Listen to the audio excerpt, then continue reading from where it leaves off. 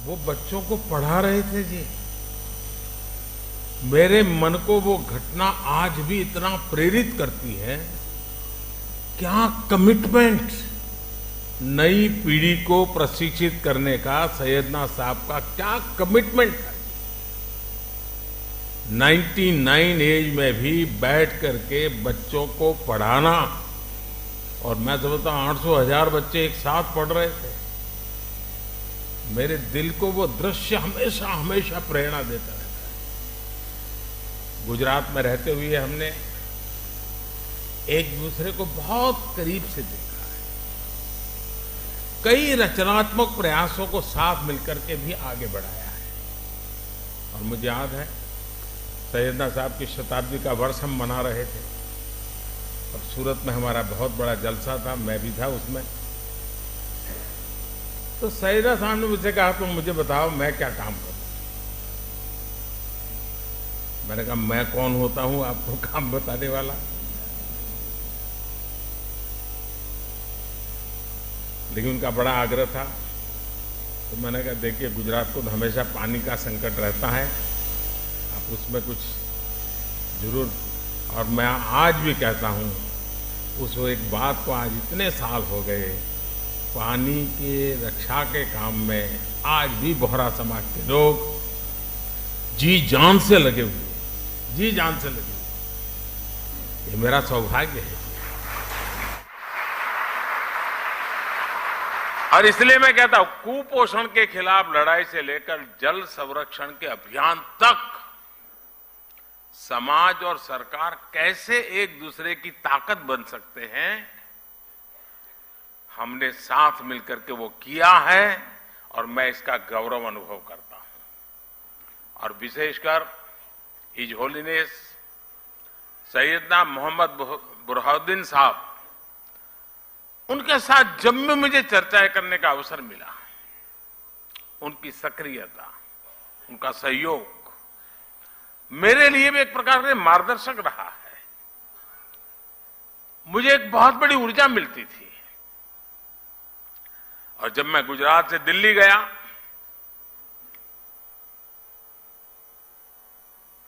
आपने गादी संभाली, वो प्यार आज भी बना हुआ है, वो सिलसिला चलता रहा। इंदौर के कार्यक्रम में his holiness doctor Syedna Mufaddal Saifuddin साहब और आप सब ने अपना जो स्नेह मुझे दिया था, वो मेरे लिए बहुत अनमोल है।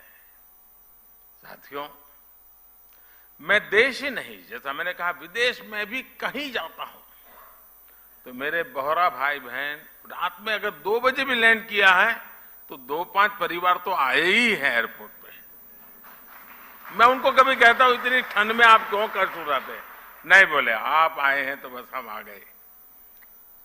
वो दुनिया के किसी भी कोने में क्यों ना हो, किसी भी देश में क्यों ना हो, उनके दिलों में भारत की चिंता और भारत के लिए प्रेम हमेशा दिखाई देता था।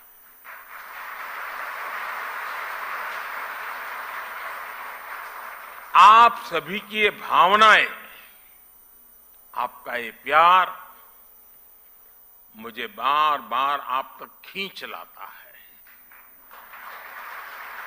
साथियों, कुछ प्रयास और कुछ सफलताएं ऐसी होती हैं जिनके पीछे कई दशकों के सपने लगे होते हैं।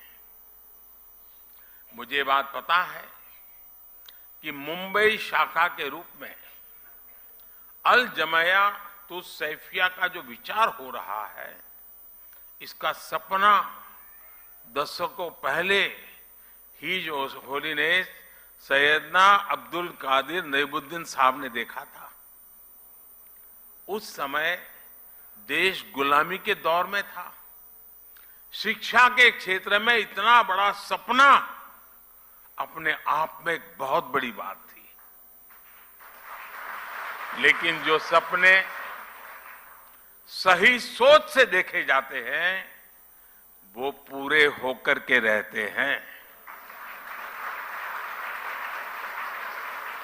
आज देश जब अपनी आजादी के अमृतकाल की यात्रा शुरू कर रहा है तो शिक्षा के क्षेत्र में बोहरा समाज के इस योगदान की अहमियत और भी बढ़ जाती है। और जब आजादी के 75 साल की याद करता हूं तो मैं एक बात का जिक्र जरूर करूंगा और मेरा तो आप सबसे आग्रह है कि जब भी आप सूरत जाएं या मुंबई आएं, एक बार दांडी जरूर हो आइए। दांडी यात्रा महात्मा गांधी जी की आजादी का एक टर्निंग पॉइंट था, लेकिन मेरे लिए सबसे बड़ी बात वो है कि दांडी यात्रा में, दांडी में नमक सत्याग्रह के पहले गांधी जी आपके घर में रुके थे दांडी में।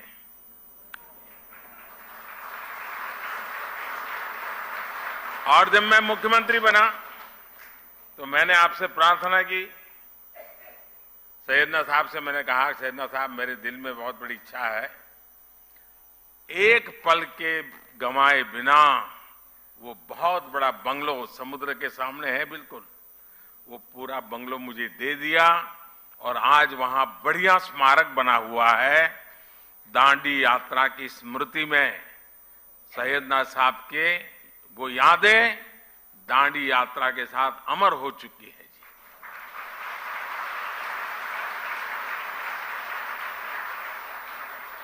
आज देश नई राष्ट्रीय शिक्षा नीति जैसे सुधारों के साथ, यहां बहुत सारे पुराने और वर्तमान वाइस चांसलर्स बैठे हैं, मेरे सारे साथी रहे हैं, अमृत काल में जिन संकल्पों को हम आगे बढ़ा रहे हैं, महिलाओं को, बेटियों को आधुनिक शिक्षा के नए अवसर मिल रहे हैं। इसी मिशन के साथ अल जमायातुस सैफिया भी आगे बढ़ रहा है। आपका करिकुलम भी आधुनिक शिक्षा के हिसाब से अपग्रेडेड रहता है।